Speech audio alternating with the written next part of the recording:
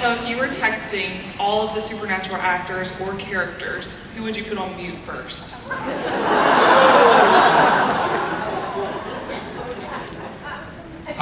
Richard Spade. In fact, I have. We've been on. I don't know if they still have this function, but you used to be able to remove somebody from a thread. So there would be this like sort of running joke of removing each other from group chats, which was a lot of fun, but also could be somewhat demoralizing. I realized at some point, I was like, oh, you know, it's funny. If anyone ever got a hold of me, Jared, and Jensen's group text thread, we'd all be canceled immediately.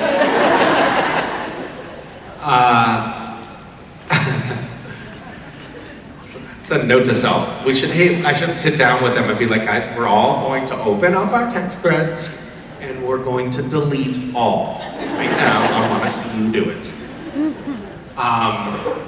But it's also, it's like, you don't want to tell, it's like those memories, you don't want to delete it. And it's like all of that potential blackmail that you're really kind of flushing down the toilets. Well, you know what I mean. Yeah. Hi. Hi, my name's Michelle. Hi, Michelle. And my goddaughter who lives with me recently had a baby. Congratulations. So this is the first time I've had a baby in my house. And I'm in love. And I love singing to him. And he loves me singing to him. And I want to know, did you ever sing to your kids? And if so, what did you sing? I did sing to my children, and I had like a small stable of songs that I sang on repeat. The Circle Game, Summertime, Yesterday, the Fox song, Fox went out on a chilly night, right to the moon to give him light. Sang those songs to those kids over and over and over again. I think it was like, it was also like a self-soothing thing for me, like when you're so exhausted and you have a toddler or a young child and sometimes as they got older, my kids would be like, sing to me. They still wanted me to sing to them. It was like this soothing thing. And I kept doing it. And then we heard, until they were like, I don't know, 8, something like that, or 9. And we were in the car recently, and somehow, like on someone's playlist, one of those songs, I think it was Circle Game or something. It was on somebody's playlist, and it came up and started playing. And I was like, oh my God, can't you remember this song? And they were like, no. So it was like, the point of the story is that it's totally wasted time. Just don't bother. Because they're not going to remember anyway. I have a story that I shouldn't share. So I went, back in like 2000, 2001, I used to go to Burning Man. And it's very clean cut, very sober event. Nothing untoward happens there. So I went a couple of years, and then I brought my dad. And my dad at the time worked for the city of Boston doing loan maintenance for city properties. Very middle management, bureaucratic job, not necessarily the Burning Man type. And we got to Burning Man, and the story there's so many great heartbeats in the story, but it's too long. Anyway, somebody said, at some point, Misha, open your mouth, and I did, and they put liquid acid in my mouth. And I had done acid the last time when I was in high school. And at that time, I had decided, never again am I doing acid. But that was wrong, because I did.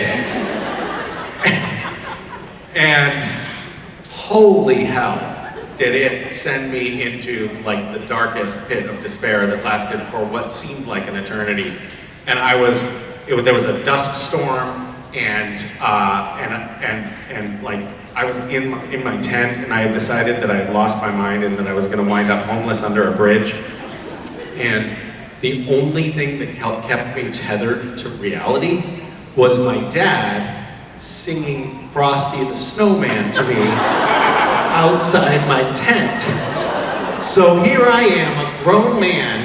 Somehow my brain latched onto this song that he sang me when I was a kid, and he's like sitting outside the tent in this dust storm. It's like 110 degrees out in the desert in a dust storm. And he's like, all right, Mish, well, I'm gonna head out now. And I'm like, no, Dad, you have to stay.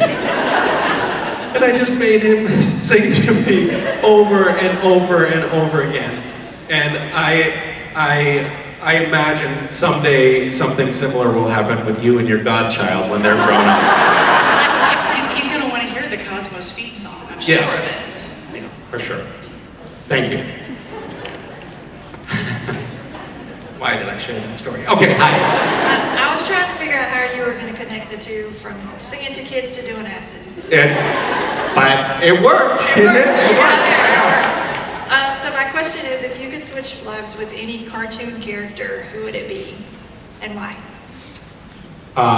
Miss Piggy. And because someone would sing the Rainbow Connection to me. That makes sense. Nailed it. Thank you. Hi. Hi Misha, my name's Olivia. Hi, Olivia. I was wondering, up until this moment in your life, if you were to write a book, what would the title be and why?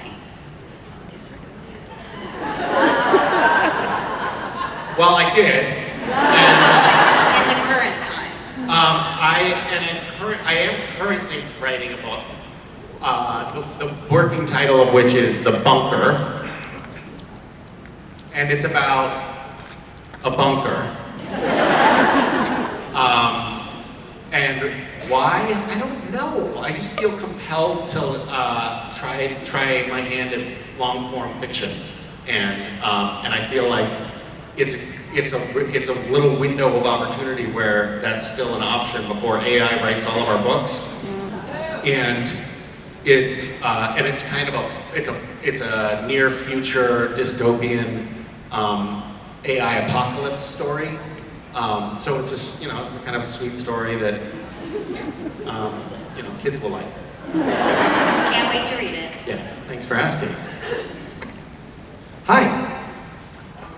Hi, sorry, we were talking. I'm Sam. Hi, Sam.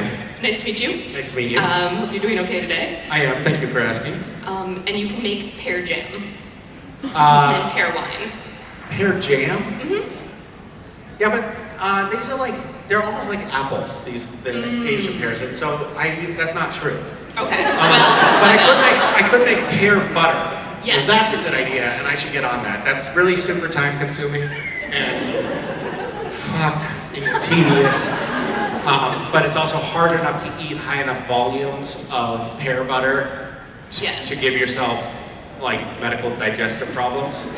So that could be a good solution. And it keeps, you can store it for long periods of time. Okay, thanks for the tip. Okay, but I do have a question. Okay, so it's a show question. Okay, fine. Yeah, I know. I suck. So when Let's do see if you I think? can weave a drug story into it. Yeah, let's see if we can do that. When do you think that Cass realized he was in love with Dean?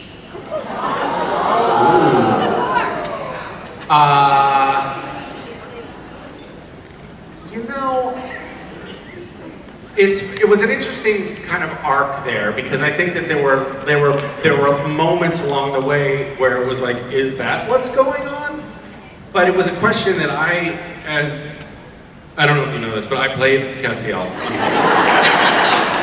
And there were moments when I, as the actor, kind of asked that question of myself, but I never made like I never came down decisively like, yes, that's what's happening. Because I didn't think that the show would ever make that canonical. So I kind of wanted to leave leave a window open for possible interpretations, not only for the audience, but also for myself, because I think I wanted an out, you know, in case, you know, but because I really didn't think the show was going to go there. So Bob Behrens, who is a writer and an executive producer of the show, came to me toward the end of season 14, and he said, Misha, I have an idea for the end of season 15 for Castiel's kind of final arc. I want to run it by you. And he, you know, he outlined the scene basically and said, what do you think? And he said, he said, if you're in, if you are down for this, then I'll stay for season 15 on Supernatural. Otherwise, I'm gonna go work on something else. Like, he was that committed to this storyline and that conclusion of Castiel's arc in the show.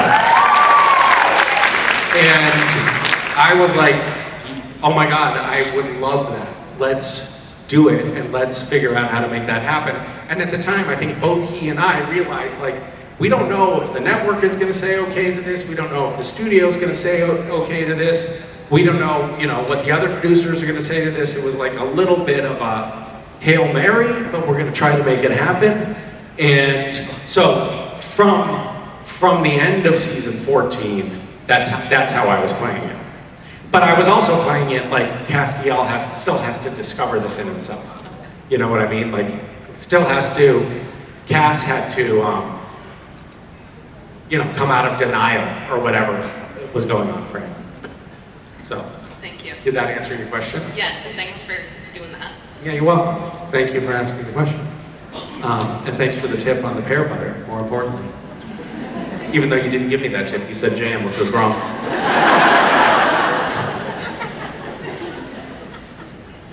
Hi Misha, I'm Carrie. Hi, Carrie. And my question for you is, I'm a preschool teacher and my students like to play the same songs over and over again to the point where I just despise them. Are there any songs Despise the preschoolers? Oh, no, the songs. Is there any songs? I'm picturing you like in the classroom you're in the closet with the door locked and the kids are beating on the door and you're saying, go away, I hate you, fuckers. I would be fired. Are there any songs that your kids make you play so much or listen to so often that you wish would just like disappear? Well, of course, I'm a parent. My daughter played and sang Fireworks by Katy Perry so many times that that I have a muscle twitch when I see a photo of Katy Perry now. And my son is he's trying to learn to sing Eminem songs at pace. And oh my God, is it annoying? And you have to play. He's pretty good at it. Okay. He's kind of like Jensen. It's like he's good at everything, and it kind of makes you like sort of annoyed with him at the same time. It's yeah. Anyway. Thank you. Thanks. Hi. Hi Misha, my name's Chloe, and I was wondering, which emoji do you think Cass would most misuse and how?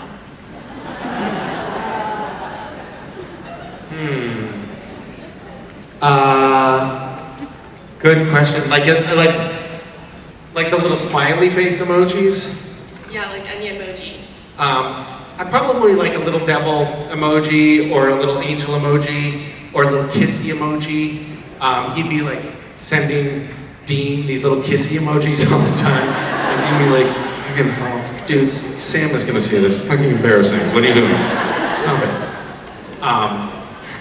That's another douchey thing, by the way, that happens on our group text threads, is that somebody will say something and make a joke or something, and then one of us will respond with a gif of themselves from the show. Because those exist, right? But the impulse, right, comes to each of us to do that, which shows what megalomaniacal egomaniacs we are. It's pretty fun. I do it with my kids now sometimes. I'll like give them a little Castiel emoji. gift. And then they'll say, "You're so dumb." Thanks. Thank you. Hi. Hi, Misha. I'm Ashley. Hi, Ashley. When you first got the role of Cass, could you ever have imagined how big it would become and the impact it would have on your life? No, I never imagined that that Castiel would be so big, but he's huge. He's enormous.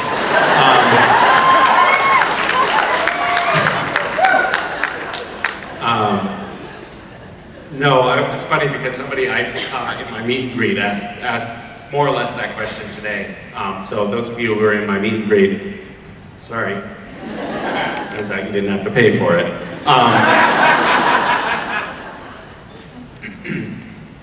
I thought I was doing 3 episodes. I didn't even, because I'm a consummate professional, I didn't even bother to watch the show before getting on it. Because I thought, this is just a dumb, like, I've seen the posters, I know what it is. It's like, it's a dumb CW show. And I wasn't wrong. Kidding. Wrong crowd. There actually is a riot at the Supernatural convention. And then it turned into 3 more episodes, and I was like, oh my god, holy smokes, they're giving me 3 more episodes. And then I got a convention, and I was like, what the fuck is this? And then by the end of the season, they let me know that they wanted me to come back as a series regular for season 5, and we watched the season 4 premiere. The producers all got together and they invited a bunch of the cast to come watch the premiere of season 4 as it aired. And I was standing next to Sarah Gamble, who was writer and producer of the show at that point. And she, right before my scene started, she said, "Misha, your life is about to change." And I was like, what the fuck are you talking about? This is just a dumb show on CW. But she was quite prescient, because my life did change. Like, so it completely redirected the course of my professional and in many ways personal life from that point forward. So many wonderful things have come of it. I'm here in Philadelphia, up on stage, telling stories about doing acid. I would never have had that opportunity were it not for Supernatural. So yes, it's been such a wonderful gift, and it was totally out of the blue. You know, it's one thing if you get cast as a series regular on a show, because you know when that happens, like, there's always the potential that this show is going to be a hit, or that something big is going to come of it. And you know, the paycheck when you're a series regular is orders of magnitude higher, right out of the gate. So there's all of these like ingredients that go into that seeming like it's always a possibility. But as a guest star on a series that's already been running, there's no chance that something is going to come of that, usually. It's very rare. So it totally blindsided me. And I'm glad that Sarah was right. Me too. Thank you. Thank you.